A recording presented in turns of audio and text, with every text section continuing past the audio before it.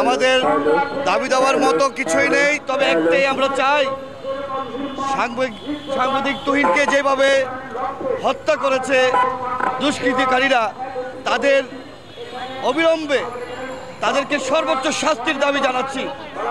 আমরা চাই এই দেশের প্রতিটি সাংবাদিককে সরকার যেন নিরাপত্তা ব্যবস্থা জোরদার করতে পারে, সেই দিক দিয়ে সবার সুদৃষ্টি কামনা করছি। একই সঙ্গে তুহিন হত্যার দ্রুত বিচার কার্যকরী করার জন্য সরকারের প্রতি আমরা হস্তক্ষেপ কামনা করছি।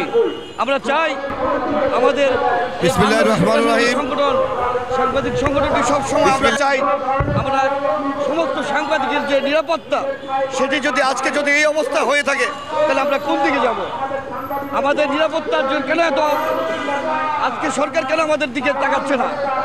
আমরা তো চাই এদেশের শান্তি সুশৃঙ্খলার জন্য, প্রতিটা সাংবাদিক চায়, সবসময় সাংবাদিকরা চায় দেশের স্বার্থে কাজ করার জন্য। তারা অন্যায় অত্যাচারকে প্রতিহত করার জন্য রাস্তায় নেমে যায়। সেখানে যদি তারা সম্মুখীন হয়, মৃত্যুর পর্যায়ে চলে যায়, তাহলে চার দুঃখজনক আর কিছু হতে পারে না। তাই আমরা চাই অবিলম্বে এই যাদেরকে চিহ্নিত সন্ত্রাসীদেরকে ধরছে তাদেরকে অবিলম্বে শাস্তির মুখোমুখি এনে এই তুহিন হত্যার অন্তত তুহিনের পরিবারকে যেন সুদৃষ্টি একটা দিতে পারে, এই বলে আমি আমার সংক্ষিপ্ত বক্তব্য শেষ করছি। কাজ করবে, তাদেরকে মেরে ফেলবে, হত্যা করবে, টুকরা টুকরা করবে, পাথর দিয়ে থেতলে দিবে, মাথা আলাদা করে দিবে। এটা কিসের দেশ? এই দেশ আমরা চাই না। আমরা চাই আমাদের অধিকার বাস্তবায়নের লক্ষ্যে সরকারকে কাজ করতে হবে। আমরা অন্তর্বর্তীকালীন সরকার বুঝি না, আমরা কোনো দল বুঝি না, আমরা কোনো মত বুঝি না। আমরা বুঝি স্বাধীনতা, আমরা বুঝি অধিকার, আমরা বুঝি জনগণের স্বার্থ। নির্যাতিত মানুষের পক্ষে হয়ে আমরা কাজ করব। আমাদের সংগ্রাম চলছে। এই সংগ্রাম নিয়ে যদি কোনো সরকার কথা বলে আমাদের বিরুদ্ধে, আমরা সরকারের বিরোধিতা করে আমরা কাজ করব। কেন? এই দেশটা কি মগের মুল্লুক যে সাংবাদিক হত্যা করবে? সাংবাদিকরা তথা প্রতিটি সাংবাদিক নিজের খেয়ে দেশের জন্য সাংবাদিক কেন মারবে?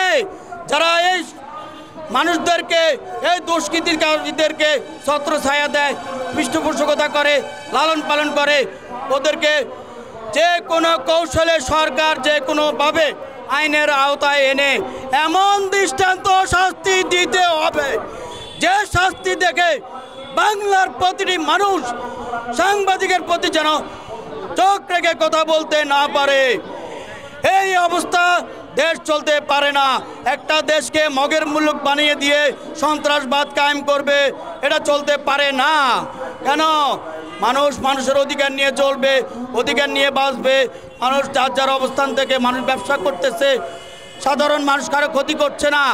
এই সন্ত্রাস, এই চাঁদাবাজ মানুষদেরকে পাগল বানিয়ে দিয়েছে, মানুষদেরকে গুম হারাম করে দিয়েছে।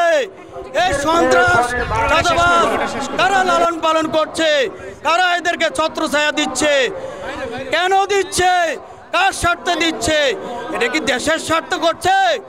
একটা দেশকে অরাজনৈতিক অস্থিতিশীল পরিস্থিতি করার জন্য যে শ্রেণীর মানুষগুলো উঠে পড়ে লেগেছে, আমরা তাদের বিরুদ্ধে সক্রিয় ভূমিকা পালন করে আমরা তাদেরকে আইনের আওতায় এনে যারা প্রশাসনে আছে তাদের দৃষ্টি আমরা আকর্ষণ করব, তারা যেন লিয়াজু মেন্টিং না করে, তারা সন্ত্রাসের বিরুদ্ধে যেন সক্রিয় ভূমিকা পালন করে, তাদের স্বার্থের জন্য প্রজাতন্ত্রের আমলা কামলারা যারা আছে তারা যেন কাজ করে যায়, কথা বলে যায়, নিজের স্বার্থ ত্যাগ করে।